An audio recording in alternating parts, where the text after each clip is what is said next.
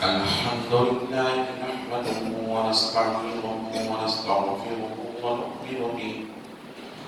ونؤمن به ونتوكل عليه ونعوذ بالله من شرور أنفسنا ومن سيئات أعمالنا من يهده الله فلا مضل له ومن يضلله فلا هادي له ونشهد أن لا إله إلا الله وحده لا شريك له ونشهد أن سيدنا ونبينا وحبيبنا وطبيب قلوبنا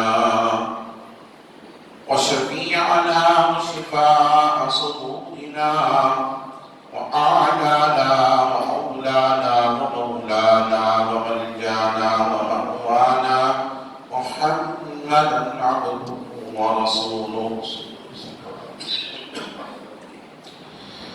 أرسله بالحق بشيرا ونذيرا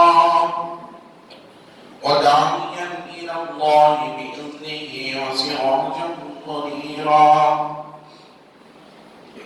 فقد قال الله تبارك وتعالى في القرآن المجيد والفرقان الحميد فأعوذ بالله من الشيطان الرجيم بسم الله الرحمن الرحيم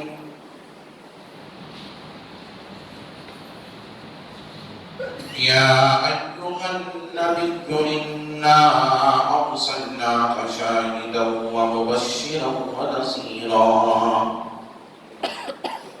وداعيا إلى الله بإذنه وسراجا منيرا وبشر المؤمنين بأن لهم من الله فضلا كبيرا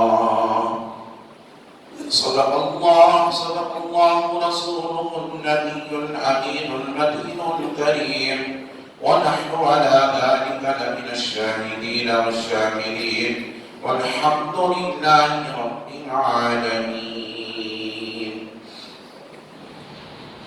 من علينا ربنا نسبع محمدا أيده بأحمد أرسله مبشرا أرسله مهددا صلوا عليه دائما صلوا عليه سلما اللهم صل وسلم صلاة كاملة وسلم صلاة دائمة. ایک عرب نے آدمی کا بول بالا کر دیا ایک عرب نے آدمی کا بول بالا کر دیا خاک کے ذروں کو ہمدوش سریا کر دیا اہدانائے سبل ختم رسل بولائے کل جسمی اہدانائے سبل ختم رسل بولائے کل جسمی غبار راہ کو بخشی فروغ وادی سینہ جو نہ تھی خدرا پر اوروں کے حالی بن گئے کیا نظر تھی جس نے مردوں کو مسیحا کر دیا.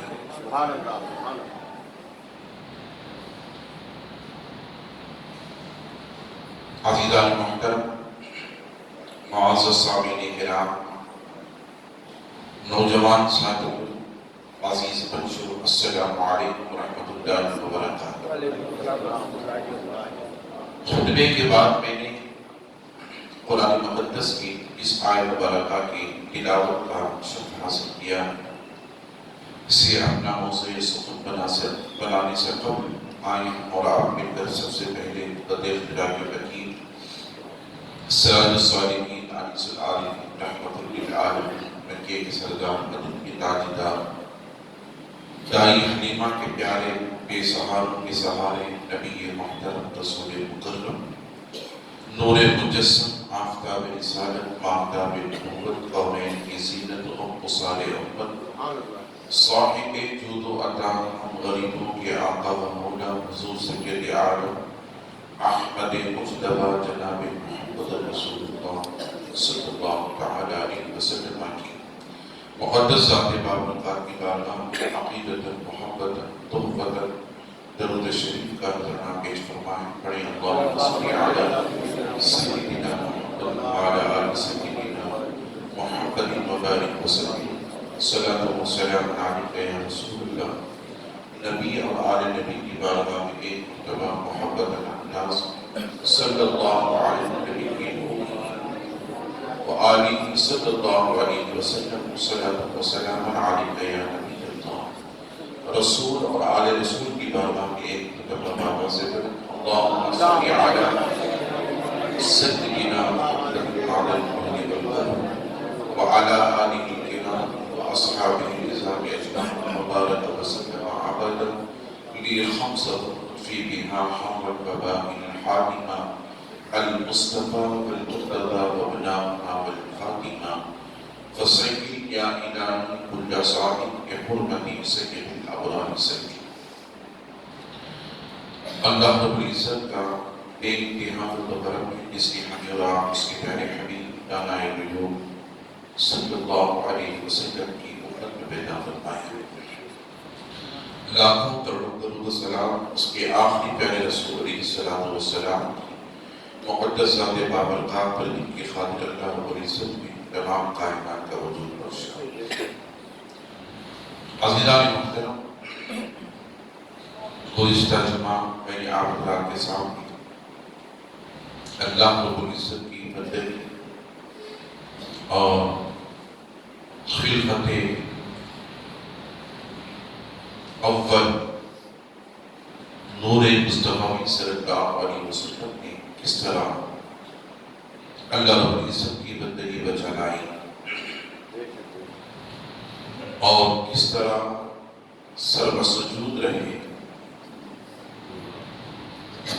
اور بہت سی باتوں کو صوم و صلاۃ کے تعلق سے، اللہ رب العزت کی بندگی کے تعلق سے، اس کی عبادت کے تعلق سے، اس کے احکامات کے تعلق سے آپ حضرات نے ملاحظہ فرمایا. عزیزان محترم،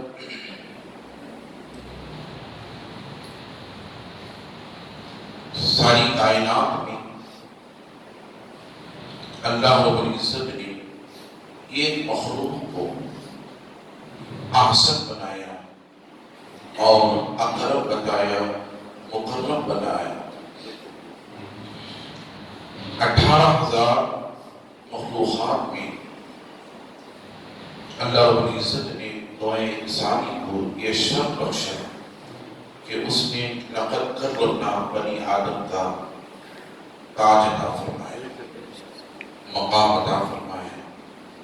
اور اللہ رب العزت نے نوع انسانی کو فضیلت بخشی اور یہ بتایا کہ ہم نے ساری مخلوق میں بشریت انسانی کو، نوع انسانی کو ہم نے مکرم بنایا اور ساری مخلوق میں اگر اللہ رب العزت نے کسی شے کو خوبصورت بنایا تو انسان ہی کی مخلوق ہے جسے اللہ رب العزت نے حسین و جمیل اور خوبصورت بتایا. قرآن مجید میں بھی اللہ رب العزت نے فرمایا سورۃ التین کے اندر لقد خلقنا الانسان فی احسن تقویم. ہم نے انسان کو بڑی بہترین صورت میں احسن طریقے سے ہم نے تخلیق فرمایا. اللہ رب العزت نے انسان کو احسن طریقے سے بنایا، حسین و جمیل بنایا اور مکرم بنایا، ساری مخلوق پر فضیلت عطا فرمائی. تو انسان کو چاہیے کہ وہ اللہ رب العزت کا شکر بجا لائے، اللہ کے احسانات کو یاد کرے. اللہ تبارک و تعالیٰ عز و جل نے کس طرح انسان کو فضیلت بخشی اور ساری مخلوق پر مکرم بنایا، بتایا.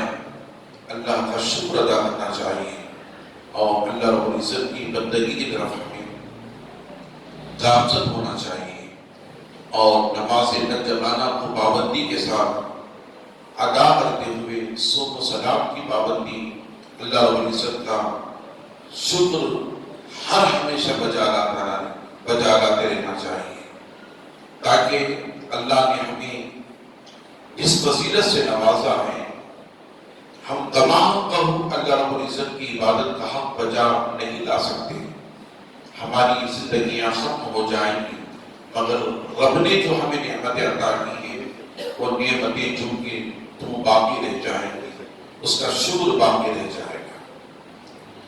عزیزان محترم، میں آپ کو بتاتا چلوں، ہر انسان کو ایک دن دنیا سے جانا ہے، کوچ کرنا ہے، جیسا کہ اللہ رب العزت نے قرآن مجید میں بیان فرمایا، قد افلح من تزکا،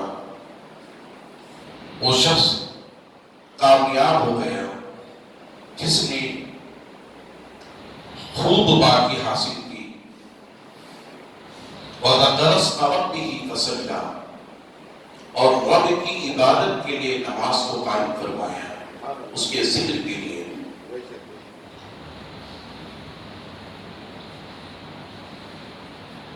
پھر آگے اللہ تعالیٰ فرماتا ہے، قد افلح من تزکا وذکر اسم ربہ فصلی بل تؤثرون الحیاۃ الدنیا والآخرۃ خیر وابقیٰ، یہ وہ دنیا جو دنیا فانی ہے اور اسے ختم ہونا ہے، یہ باقی رہنے والی نہیں ہے۔ اللہ تعالیٰ فرماتا ہے، بل احیاء،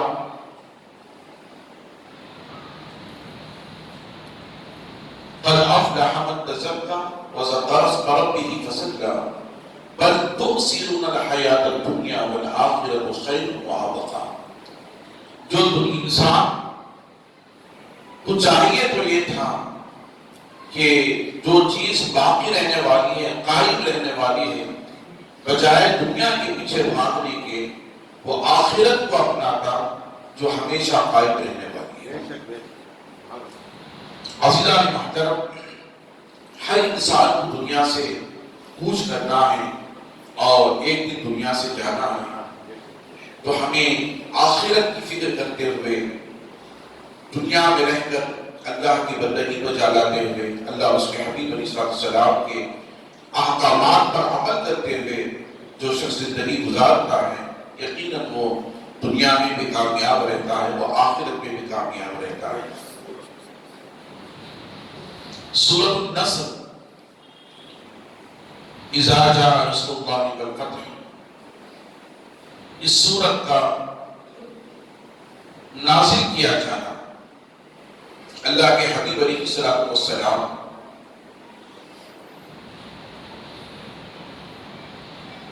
ساری کائنات میں سب سے افضل و اعلیٰ ہے، ساری مخلوق میں سب سے افضل و اعلیٰ، اور اللہ کی تخلیق میں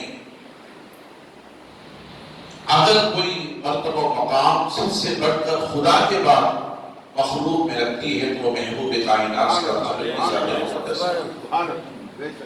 آقا علیہ السلام کی ذات سے بڑھ کر کسی کی ذات نہیں ہے دنیا کے اندر، یہ وہ ذات ہے جو ذات ساری کائنات میں خدا کے بعد سب سے بڑا مقام رکھتی ہے۔ عزیزان محترم، ایسی ذات مقدسہ وہ بھی دنیا سے ایک دن کوچ کرنا پڑا، جن کے خاطر اللہ نے کائنات کو سجایا، جن کے خاطر اللہ رب العزت نے کائنات کا وجود بخشا، اس ذات مقدسہ کو بھی بشریت کا لباس چھوڑنا پڑا، پھر دنیا سے کوچ کرتے ہوئے آخرت کو اختیار کرنا پڑا، اور جب تمام کائنات کے سب سے افضل و مقرب ہیں جن کو اللہ رب العزت نے تمام کائنات میں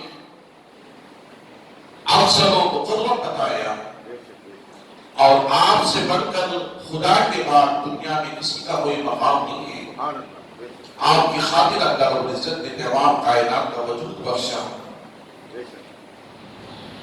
ایسی ذات مقدسہ کو بھی ایک دن دنیا سے آخرت کی طرف بڑھنا ہے اور ظاہری حیات سے پردہ ہو کر باطن کی طرف آپ صلی اللہ علیہ وسلم کو لوٹ کر جانا. یہ ہمیں یاد دلاتا ہے کہ جب جن کی خاطر اللہ نے کائنات کا وجود بخشا انہیں دنیا سے نکل کر آخرت کی طرف جانا پڑا تو ہمارا کیا حال ہوگا آپ اندازہ کریں. میں آپ حضرات کو بتاتا چلوں اللہ کے نبی علیہ السلام احرام کی حالت میں وقت المکرمہ میں ہیں اور غالباً 11 ذی الحج کی تاریخ ہے. اللہ کے حبیب علیہ السلام آرام فرما رہے ہیں. اللہ نے حضرت جبرائیل علیہ السلام کو بھیجا سورۃ النصر دے کر اذا جاء نصر اللہ والفتح ورأيت الناس يدخلون في دين الله افواجا فسبح بحمد ربك واستغفر انه كان توابا. یہ وہ سورت ہے جو قرآن کی سورت آخری سورت نازل ہوئی. اللہ نے حضرت جبرائیل علیہ السلام کے ذریعے سے آقا علیہ السلام کو اطلاع دی کہ اے محبوب صلی اللہ علیہ وسلم آپ نے محنت و مشقت کے ذریعے سے دین اسلام کو لوگوں کے سامنے پیش کیا اور اللہ رب العزت نے اس دین کو مکمل فرما دیا ہے. اب غم کی طرف دوڑ کر کے آپ کو جانا ہے.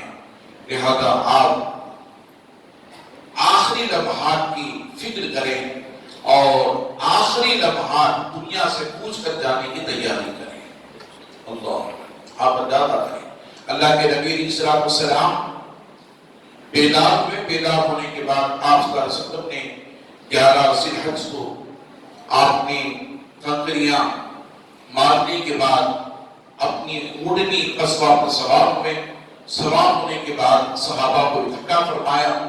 اکٹھا فرمانے کے بعد فرمایا ایھا الناس اے لوگو میں عنقریب تمہارے درمیان سے دور ہونے والا ہوں اور میں آخرت کی طرف جانے والا ہوں.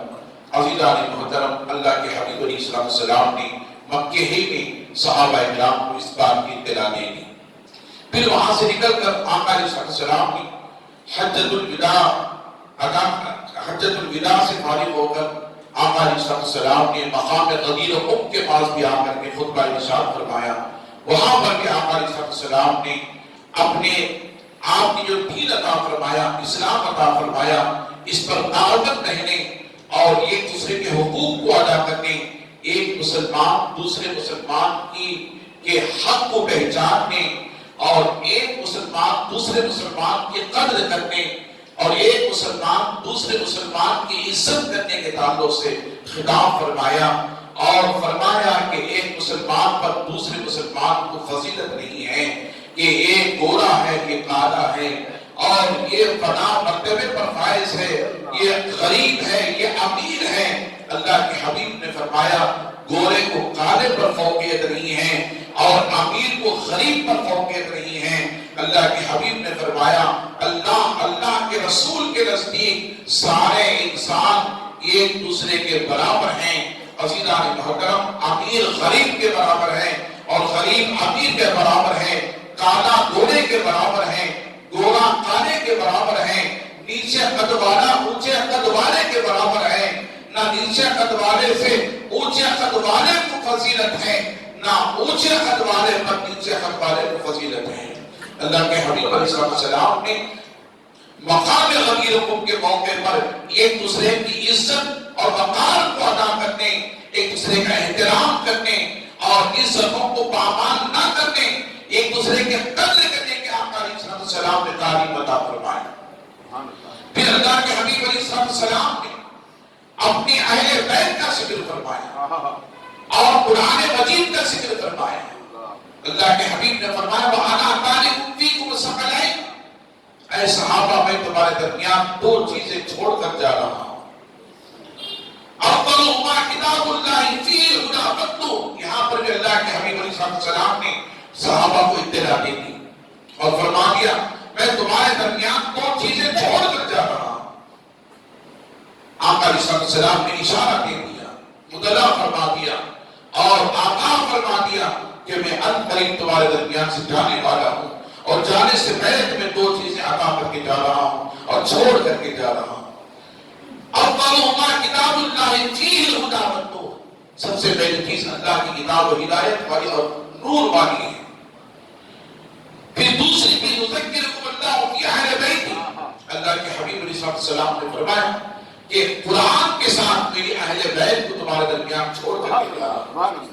خدا میری اہل بیت کا خیال کرنا اور اسے نہ الجھنا اور ان کے ساتھ برا برتاؤ نہ کرنا، ان کے ساتھ اس نے سلوک سے پیش آنا۔ عزیزان محترم، اللہ کے حبیب علیہ السلام نے حضرت علی کی فضیلت کو بھی بیان فرمایا اور اپنے اہل بیت حسنین کریمین مولائے کائنات کا بھی ذکر فرمایا، حتیٰ کہ اللہ کے حبیب علیہ السلام نے حضرت علی کا ہاتھ تھام کر عین علی کو پوچھا، علی کہاں ہے؟ اللہ کے حبیب کی بارگاہ میں حضرت علی قریب آئے تو حضرت علی کا ہاتھ تھام کر کے اللہ کے حبیب نے پوچھا صحابہ سے، اے صحابہ بتاؤ یہ کون ہے؟ جانتے ہو یہ کون ہے؟ اللہ علی، آپ عطا کرے۔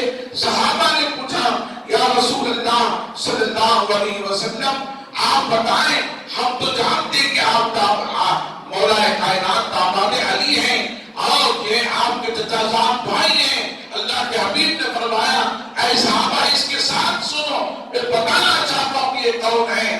میں خود مولا ہوں، خالق المولا ہوں، میں جس کا مولا ہوں، یہ میرا حبیب اس کا مولا ہوں۔ حضرت علی کی فضیلت کو بیان فرمایا اللہ کے حبیب علیہ السلام نے، فرمایا میری اہل بیت کے ساتھ حسن سلوک سے پیش آؤ۔ اللہ، وہاں پر بھی اللہ کے حبیب علیہ السلام نے صحابہ کے درمیان اہل بیت کا ذکر فرمایا۔ ایک صحابی کو دوسرے صحابی کی قدر کی تعلیم عطا فرمائی، ایک مسلمان کو دوسرے مسلمان کی عزت کی تعلیم عطا فرمائی، اور اہل بیت کے ساتھ حسن سلوک سے پیش آنے کی تعلیم عطا فرمائی۔ کہاں؟ وہاں میں غدیر حب کے موقع پر حضرت علی کے ساتھ اچھا برتاؤ کرنے، ان کے مقام و مرتبے کو پہچاننے کی تعلیم عطا فرمائی۔ عزیزان محترم، حضور نے فرمایا کہ میں قرآن کے ساتھ میری اہل بیت کو چھوڑ کر کے جا رہا ہوں۔ قرآن کو سمجھنا ہے تو میری اہل بیت سے سمجھو، اور میری اہل بیت کو سمجھنا ہے تو قرآن سے سمجھو۔ ان دونوں کو ساتھی بنا دیا، قرآن کا ساتھی اہل بیت کو بنا دیا، اہل بیت کا ساتھی قرآن کو بنا دیا۔ عزیزان محترم، میں نے گزشتہ جمعہ بتایا تھا کہ قرآن کے ساتھی ابو بکر اس لائق نہیں تھے جو ساری مخلوق میں حضور فرماتے ہیں مخلوق کے نوع انسانی کے زمین پر اگر میرے باپ کسی کا مقام و مرتبہ ہے تو میرے ابو بکر کا مرتبہ ہے۔ کیا وہ اس کے حامل نہیں تھے؟ یقیناً وہ حامل تھے، مگر اللہ کی عطا سے حضور غیب کا علم رکھتے تھے۔ اللہ کی عطا سے حضور غیب کا علم رکھتے تھے۔ حضور جانتے تھے کہ ایک وقت ایسا آئے گا کہ میرے ابو بکر کا دور بھی ختم ہو جائے گا، عمر کا دور بھی ختم ہو جائے گا، عثمان کا دور بھی ختم ہو جائے گا، صحابہ کا دور بھی ختم ہو جائے گا، مگر میری اہل بیت قیامت تک باقی رہے گا۔ حضور جانتے تھے، اسی لیے قرآن کا ساتھی صحابہ کو نہیں بتایا، بنایا اللہ کے حبیب نے اہل بیت کو قرآن کا ساتھی بنایا تاکہ لوگوں کو اس بات کا علم ہو جائے۔ عزیزان محترم، جو رسول اعظم دین پاک پر مکمل طور پر ہمیں عطا فرمانے کے بعد لکم دینکم اتممت، عزیزان محترم، اللہ نے فرمایا محبوب ہم نے تمہاری مرضی پر دین کو مکمل فرمایا۔ دین مکمل کرنے کے باوجود اللہ کے حبیب علیہ السلام نے فرمایا اے صحابہ سنو، میں قرآن کا ساتھی میری اہل بیت کو بتا کر کے جا رہا ہوں، اوپر بنا کر کے جا رہا ہوں۔ اس وقت بھی، اس دور میں بھی اللہ کے حبیب علیہ السلام جب گیا 63 سالہ زندگی آقا علیہ السلام کی گزر رہی ہے، 63 ایئرز آقا علیہ السلام اس زمین دنیا میں ظاہری حیات رہ کر کے دنیا سے کوچ کرنے والے ہیں۔ 7 پر 3 سال آپ علیہ السلام کی عمر گزر رہی ہے۔ عزیزان محترم، آپ اندازہ کریں اس عمر میں بھی اللہ کے حبیب علیہ السلام کا آپ صلی اللہ علیہ وسلم کا امت مسلمہ سے خطاب فرمانا، اور ایسا خطاب اللہ غنی مقام غدیر خم کے موقع پر جو ساری دنیا کے لوگوں کو یہ اصلاح کی طرف لے کر آیا، ایک دوسرے سے محبت قدر کرنے کی تعلیم آقا علیہ السلام نے عطا فرمائی۔ آپ صلی اللہ علیہ وسلم نے نوع انسانی کو بتا دیا کہ اے دنیا والوں یاد رکھ لو ساری نسلیں ختم ہو جائے گی مگر میری نسل قیامت تک باقی رہے گی۔ اسی لیے اللہ کے حبیب نے قرآن کا ساتھی صحابہ کو نہیں بنایا اور اپنی اہل بیت کو بنایا۔ اور ان کا شعار بھی دیکھیں، اللہ جو جن کو قرآن کا ساتھی بنایا وہ کوئی معمولی خاندان نہیں تھا، وہ کوئی معمولی گھرانہ نہیں تھا، عزیزان محترم وہ نبی کا گھرانہ تھا، وہ بنو ہاشم کا گھرانہ تھا، عزیزان محترم وہ مصطفیٰ جان رحمت صلی اللہ علیہ وسلم کی اولاد کا گھرانہ تھا، جس گھرانے کو اللہ کے حبیب نے قرآن کا ساتھی بتایا۔ کا شعار کیسا تھا؟ اللہ اہل بیت، جسے ہم نبی کا گھرانہ کہتے ہیں۔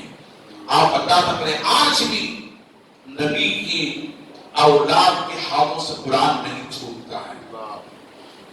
میں نے میرے ماتے کی آنکھوں سے دیکھا ہے، آقا علیہ السلام کی اولاد جو امام حسن کی اولاد، امام حسین کی اولاد ہے، ان کے ہاتھوں سے قرآن کبھی نہیں چھوٹتا۔ فجر پڑھتے ہیں تو قرآن ہاتھ میں رہتا ہے، ظہر پڑھتے ہیں تو قرآن ہاتھ میں رہتا ہے، عصر کی نماز پڑھتے ہیں تو قرآن ہاتھ میں رہتا ہے، مغرب کی نماز پڑھتے ہیں تو قرآن ہاتھ میں رہتا ہے، عشاء کی نماز پڑھتے ہیں تو قرآن ہاتھ میں رہتا ہے، رات تہجد گزارتے ہیں تو ہاتھوں میں قرآن رہتا ہے، تلاوت قرآن میں مصروف رہتے ہیں۔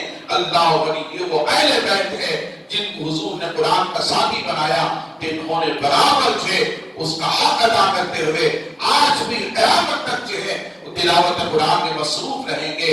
عزیزان محترم قرآن کی تلاوت ایک ایسی عظیم تلاوت ہے، اللہ کے حبیب فرماتے ہیں من تعلم القرآن وعلمہ، جس نے قرآن کی تعلیم دی اس نے اللہ غنی بہترین کام کیا۔ من تعلم القرآن وعلمہ، تم میں سب سے بہتر وہ ہے جو قرآن سیکھے اور دوسروں کو سکھائے۔ یہ قرآن مقدس کی تعلیم ہے، قرآن مقدس کی تلاوت ہے، اس کے تعلق سے حضور علیہ السلام نے فرمایا۔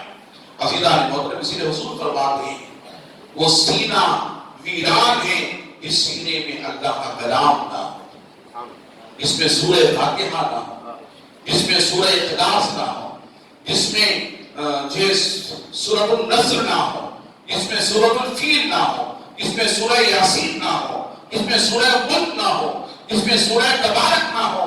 عزیزان محترم حضور فرماتے ہیں جس طرح ایک ویران مکان ہوتا ہے جس میں کوئی نہیں رہتا، وہ بند پڑا رہتا ہے، اسی طرح سے ویران قلب ہے، دل ہے جس کے اندر اللہ کا کلام نہ ہو، اللہ کا کلام نہ ہو۔ تلاوتیں کریں، اللہ کے کلام کی تلاوت کریں، یہ تلاوت کرنا حضور ارشاد فرماتے ہیں، حدیث پاک میں آتا ہے قرآن کی تلاوت کرنا گویا کہ وہ رب سے کلام کر رہا ہے، اللہ سے کلام کر رہا ہے۔ عزیزان محترم اسی لیے تو اللہ اقبال نے فرمایا درس قرآن اگر ہم نے بھلایا ہوتا یہ زمانے نہ زمانے دکھایا ہوتا۔ عزیزان محترم قرآن عظیم کی تلاوت کریں، قرآن بہترین کی عبادت ہے، کی تلاوت بہترین عبادت ہے، اور گویا کہ وہ رب سے کلام کر رہا ہے، رب سے گفتگو کر رہا ہے۔ درود شریف پڑھیں اللہم صل علی سیدنا شفیعنا حبیبنا نبینا کریمنا مولانا محمد وآلہ وسلم صلی اللہ علیہ صلاۃ وسلام علیک یا رسول اللہ۔ پھر وہ جب اللہ کے نبی علیہ السلام مدینہ المنورہ پہنچے، اللہ کے حبیب علیہ السلام اور حضرت معاذ بن جبل رضی اللہ تعالیٰ عنہ تو آپ نے یمن روانہ فرمایا۔ یمن حضرت معاذ بن جبل رضی اللہ تعالیٰ عنہ کو یمن کا گورنر بنا کر دیا۔ اللہ کے حبیب علیہ السلام نے مدینے سے روانہ فرمایا۔ جب بھی کسی صحابی کو آپ صلی اللہ علیہ وسلم ودا فرماتے، روانہ فرماتے تو مسجد سے مسجد کو بلاتے، پھر انہیں دعائیں دیتے، پھر انہیں مسجد سے مسجد میں رہ کر انہیں تربیت دیتے اور انہیں بتاتے، پھر اس کے بعد مسجد سے ان کو روانہ فرما دیتے۔ مگر معاذ بن جبل رضی اللہ تعالیٰ ایک ایسے صحابی رسول ہیں صلی اللہ علیہ وسلم، اللہ کے حبیب علیہ السلام نے جب انہیں یمن بھیجا تو مدینے سے حضرت معاذ بن جبل رضی اللہ تعالیٰ کے ساتھ 60 کلومیٹر اللہ کے نبی صلی اللہ علیہ وسلم ان کے ساتھ سفر فرمایا۔ 60 کلومیٹر دوری پر پہنچ کر کے اللہ کے حبیب علیہ السلام نے حضرت معاذ بن جبل رضی اللہ تعالیٰ عنہ کو روانہ فرمایا اور انہیں دعا کی اور فرمایا اے معاذ اب تم یہاں سے روانہ ہو جاؤ، آپ بتانا کریں معاذ بن جبل کا مقام کیا ہے۔ حضرت معاذ رضی اللہ تعالیٰ دستبوسی فرمائی آقا علیہ السلام کی اور حضور سے اجازت طلب کی، یا رسول اللہ آپ نہ آئیں میں نکل جاؤں گا، آپ مدینہ کے بعد تشریف لے جائیں۔ تو حضور نے فرمایا اے معاذ جب تم دوبارہ مدینے کو آؤ گے تو تم مجھ سے ملاقات نہیں کرو گے، تم میری قبر کو دیکھو گے۔ آپ بتانا کریں پھر میری مسجد نبی مجھے نہیں دیکھے گی اور تم مجھے نہیں دیکھو گے، اور مجھے جب تم لوٹ کر آؤ گے تو تم میری قبر کے پاس میری مزار کے پاس سنا ہو گے۔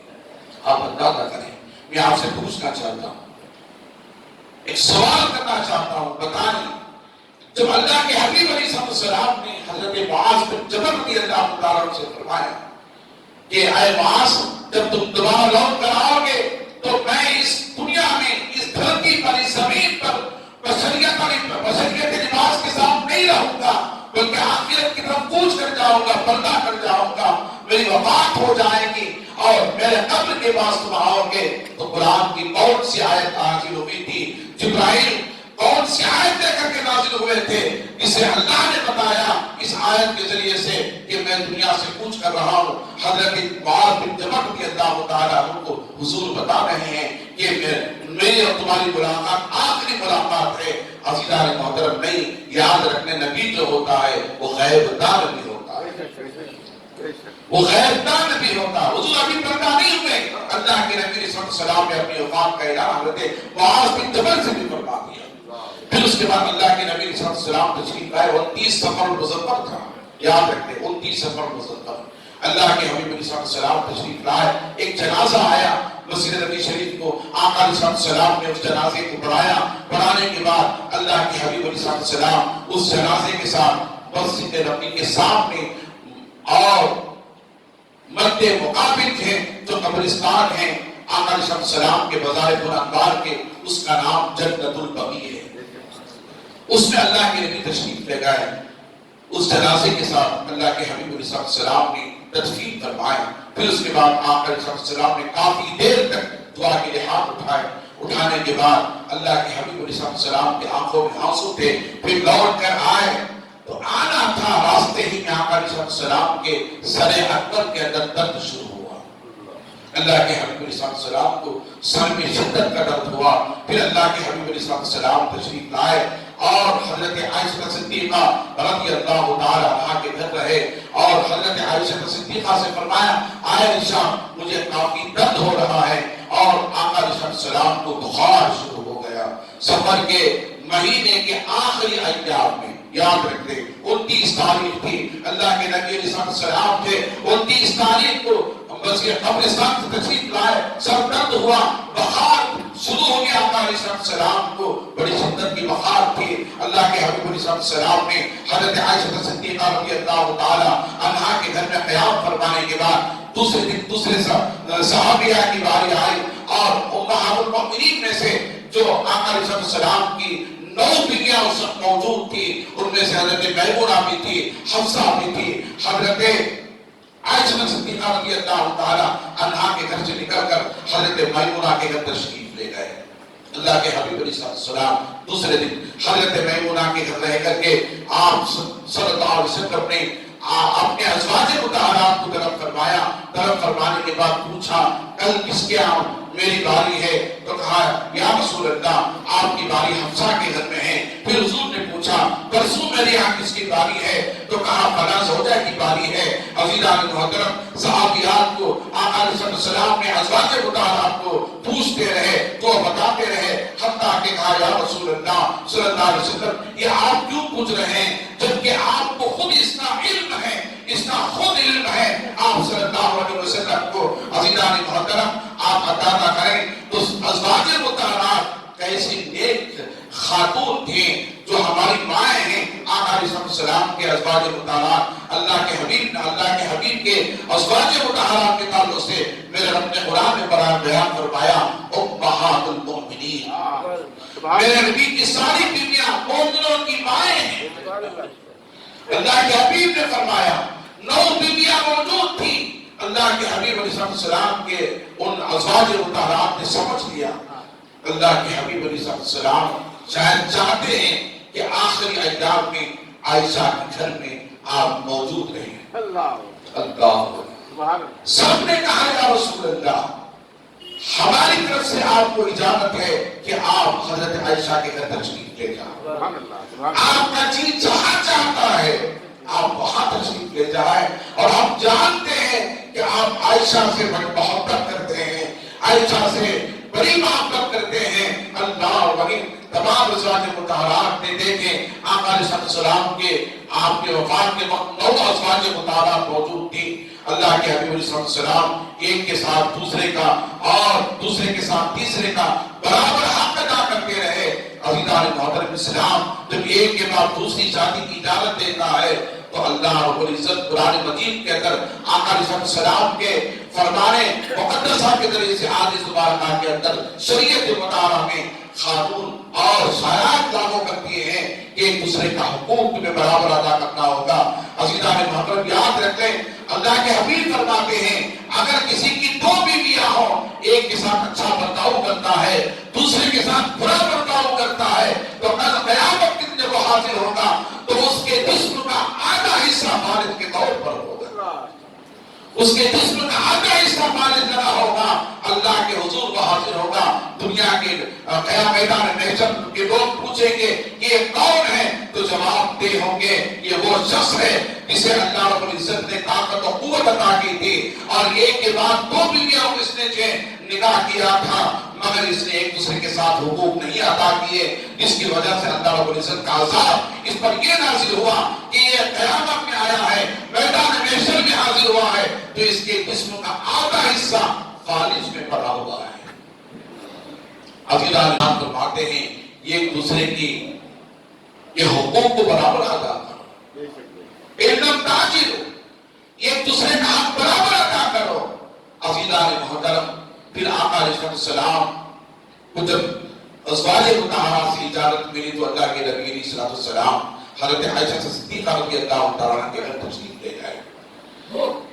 جس دن تشریف لے گئے اللہ کے نبی علیہ السلام یاد رکھ لیں عائشہ صدیقہ رضی اللہ تعالیٰ عنہ کے گھر وہ ربیع الاول شریف کا مہینہ تھا، 5 دن باقی رہ گئے تھے آقا علیہ السلام کو وفات پانے کے لیے، دنیا سے ظاہری پردہ کرنے گئے، 5 دن باقی رہ گئے، شدت کا بخار آیا اللہ کے نبی علیہ السلام کو، سر کا درد ختم نہیں ہوا۔ یہ بے جا باتیں کر کے لوگ بتاتے ہیں کہ سفر کے مہینے میں اللہ کے حبیب کو آخری ایام میں آخری وقت جو ہے آخری ترجمے کے موقع پر حضور کو صحت یابی ملی، اللہ کے حبیب علیہ السلام خدا کا شکر ادا کرنے کے لیے صحت پانے کے لیے اپنا گھر چھوڑ کر کے مدینے کے گلیوں میں اور میدانوں میں جا کر کے آپ نے ہریالی ڈھونڈے اور وہاں کا سفر کرتے ہوئے تشریف لے آئے۔ عزیزان محترم یہ من گھڑت روایت ہے، اسلام سے اس کا کوئی تعلق نہیں ہے، اہل سنت کے علماء سے اہل سنت کے بزرگوں سے محدثین سے اور واضحین سے اس کا کوئی تعلق نہیں ہے۔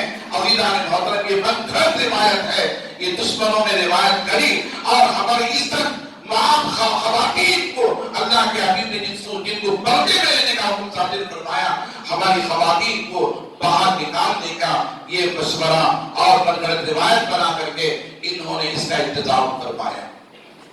عزیزان محترم دیکھیں آخری چارچوبہ جب آتا ہے تو ہماری ماں اور بہنیں بے پردگی کے ساتھ میدانوں میں پارکوں میں اور نہ جانے کہاں کہاں جا کر کے بےہودگی کا جو اظہار کرتی ہیں، بچے بھی جوان رہتے ہیں اور ہماری ماں اور بہنیں بھی جو ہے وہاں جا کر کے بےہودگی کا بے پردگی کے ساتھ جو ہے جا کر کے مظاہرہ کرتے ہیں۔ اس سے ہمیں بچنا چاہیے اور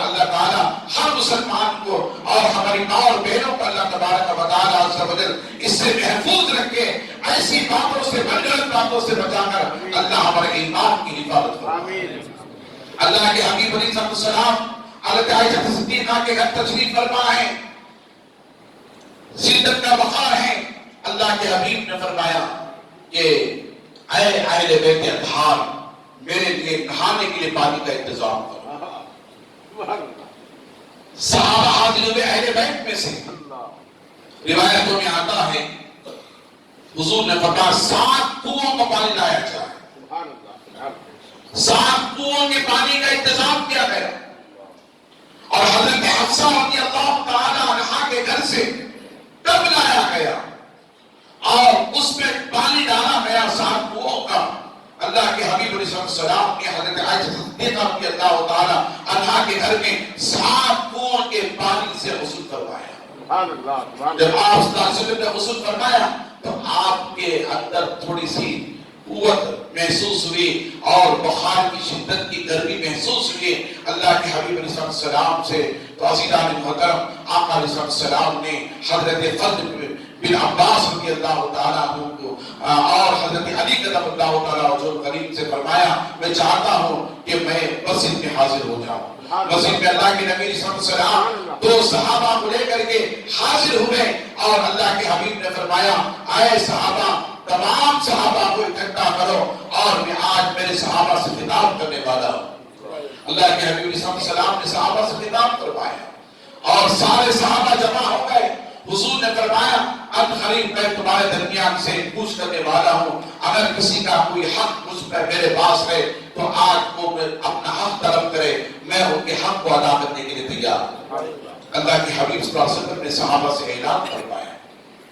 عزیزان محترم، سارے صحابہ خاموش ہیں، مسجد بھری ہوئی ہے، مسجد کے باہر صحابہ کرام علاقے میں سیلاب کی طرح اللہ کے نبی صلی اللہ علیہ وسلم کی بارگاہ میں لبیک کہتے ہوئے حاضر ہو چکے ہیں۔ اللہ کے حبیب علیہ السلام نے اعلان فرمایا صحابہ کرام کو بیٹھنے کے لیے جگہ نہیں ہے، ساری کھچا کھچ مسجد بن چکی ہوئی ہے، مسجد کے باہر صحابہ کرام ہیں۔ حضور نے فرمایا ان قریب اے صحابہ، میں تمہارے درمیان سے پوچھ کرنے والا ہوں، اور جو ہے آج جس کا جو حق ہے، اگر میرے اوپر کسی کا حق ہے تو وہ طلب کرے، میں ان کے حق کو ادا کر دوں، کل قیامت کے دن آ کر کے وہ میرے پاس حق کو طلب نہ کرنا، آپ بندہ نہ کریں۔ آج ہم سوچتے ہیں کسی کا مال ضبط کر لیں، حرم کر لیں اور کسی کو تباہ کر دیں، کسی کی زندگی کے ساتھ کھیل لیں اور کسی کے ساتھ ظلم کریں، کسی کے ساتھ تشدد کریں، کسی کی زندگی کا مذاق اڑائیں اور کسی کی زمین حرم کر دیں، کسی کا گھر تباہ کر دیں، کسی کی زندگی برباد کر دیں، تو کیا ہم بچ جائیں گے؟ وہ رحمت عالم جن کے صدقے سے اللہ نے کائنات کا وجود بخشا، وہ رحمت عالم جن کی شفاعت سے اللہ تعالیٰ قیامت کے دن ساری نبی کی امت کو بخشنے والا ہے، اور جن کے ہاتھ میں اللہ نے شفاعت کا دروازہ کھٹکھٹانے کا سب سے پہلے حق اگر کسی کو اللہ نے عطا فرمایا وہ مصطفیٰ جان رحمت صلی اللہ علیہ وسلم کی ذات کو عطا فرمایا۔ آپ سب سے پہلے شفاعت کا دروازہ کھولیں گے اور شفاعت فرمائیں گے، آپ کی شفاعت سے ہے امت بخشی جائے گی، جنت عطا کی جائے گی۔ جن کا صدقہ جنت ہے، جن کے صدقے سے اللہ نے جنت کو بنایا، جن کی شفاعت کے صدقے سے اللہ امت کو بخشنے والا ہے، وہ ایسے رحمت للعالمین فرماتے ہیں کہ کل قیامت کے دن اپنا کوئی حق مجھ سے نہ مانگنا، لہذا میں ابھی دے کر کے میں دنیا سے پوچھ کرنا چاہتا ہوں، جس کا جو حق ہے وہ مجھ سے مانگے میں اسے عطا کروں گا۔ فرمانے کے باوجود بھی صحابہ خاموش بیٹھے ہیں، کوئی اٹھ نہیں پا رہا ہے۔ اللہ کے حبیب فرماتے ہیں کہ میں تم سے کہتا ہوں کہ مجھ سے مانگو، تو ایک صحابی کھڑے ہوئے، انہوں نے کہا یا رسول اللہ صلی اللہ علیہ وسلم، آپ نے مجھے 3 دینار دینے ہیں، 3 دینار دینے ہیں۔ حضور نے پوچھا اے صحابی بتاؤ وہ کون سے دینار ہیں جو میں تمہیں دینا ہے؟ تو کہا یا رسول اللہ، ایک فقیر آیا تھا جس نے آ کر کے آپ سے خیرات مانگا، تو آپ صلی اللہ علیہ وسلم نے مجھ سے فرمایا کہ اسے 3 دینار دے دو، میں تمہیں وہ 3 دینار عطا کر دوں گا۔ یا رسول اللہ، آپ نے غریب کو دینے کے لیے مجھ سے مانگا تھا، آپ اندازہ کریں غریبوں سے حضور کی کتنی محبت تھی. اللہ کے حبیب علیہ السلام سے پڑھتے ہیں اور صحابی سے فرمایا اس غریب کو 3 دینار دے دو. انہوں نے کہا یا رسول اللہ آپ کے حکم پر میں نے 3 دینار دیے تھے, میں مانگنا نہیں چاہتا تھا, مگر آپ بار بار مطالبہ کر رہے ہیں, آپ بار بار مطالبہ کر رہے ہیں, تو میں اپنی ہمت کو آگے کیا, بڑھایا اور بڑھا کر کے آپ سے میں نے اس بات کو رکھا. تو حضور نے فرمایا اے فضل ابن عباس ان کے 3 دینار عطا کر دو, 3 دینار عطا کر دو. آپ عطا کریں. حضور ارشاد فرماتے ہیں کہ دنیا میں اگر کسی کا ایک, حضرت امام احمد رضا خان فاضل بریلوی علیہ رحمہ فتاوی رفیہ شریف کے لیے تحریر کرواتے ہیں, اگر کوئی شخص دنیا میں کسی کو 1 پیسہ دینا رہتا ہے تو کل قیامت کے دن 750 نمازوں کو اس بندے کو دینا ہوگا. مقبول نمازیں. آپ اندازہ کریں 1 پیسہ اگر کسی کا حق رہ گیا دنیا کے اندر, 1 پیسے کا اگر کسی کا دنیا کے اندر حق رہ گیا تو 750 غالباً نمازیں کل قیامت میں اس بندے کو دینا ہوگا جس کا 1 پیسہ دنیا سے لے کر کے وہ چلا گیا تھا. آج ہماری حالت کیا ہے آپ سوچیں ذرا سے.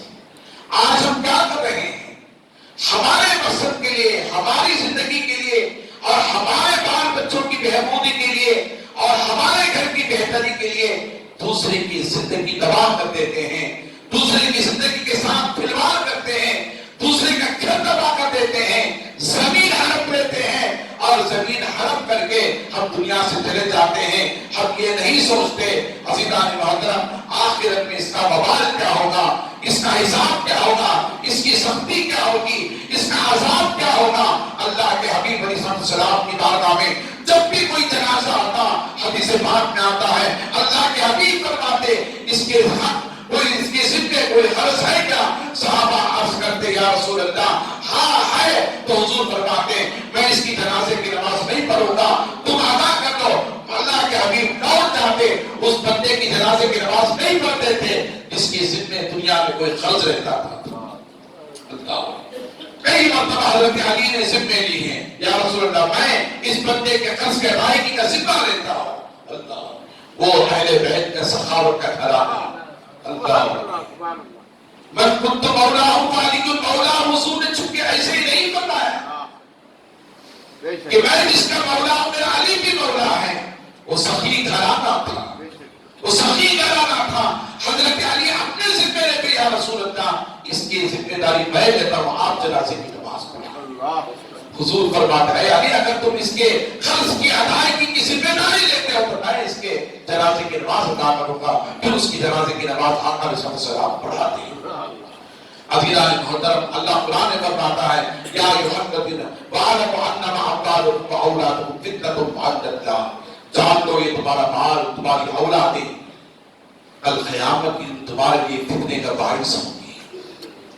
فتنے کا باعث, مال بھی فتنہ ہوگا, اولاد بھی فتنہ ہوگی. آپ اندازہ کریں وَاعْلَمُوا أَنَّمَا أَمْوَالُكُمْ فِتْنَةٌ وَأَنَّ اللَّهَ, جان لو یہ تمہارا مال ہے تمہاری اولادیں ہیں کل قیامت کی تمہارے لیے فتنے کا باعث ہوگی, تمہارے لیے جو ہے وہ تباہی کا باعث ہوگی اللہ کے حضور. جو اس لیے کہ مال اگر کسی نے صحیح طریقے سے نہیں کمایا, اولاد کی صحیح طریقے سے پرورش نہیں کی, یہی اولاد کل قیامت دن کھڑے ہو کر کے کہے گی مولا میرا کوئی قصور نہیں ہے, میرے باپ نے میری صحیح پرورش نہیں کی.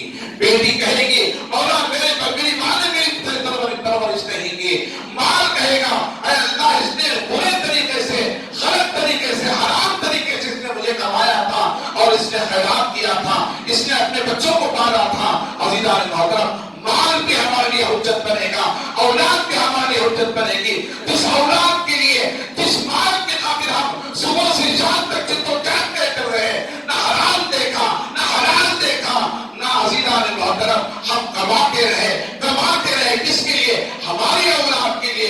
یہی اولاد کل قیامت کے ہمارے سامنے اللہ کے حضور حجت بن کر کھڑے رہے گی. کیا جواب دیں گے اللہ کے حضور؟ اسی لیے تو اللہ نے اخبار میں فرمایا آگاہ اپنی موت سے کوئی بشر نہیں, آگاہ اپنی موت سے کوئی بشر نہیں سامان 100 برس کا ہے بلکہ خبر نہیں، وہ سند بنا لی شب بھر میں ایمان کے حرارت والوں نے، من اپنا پرانا پاپی ہے رسول نوازی درست۔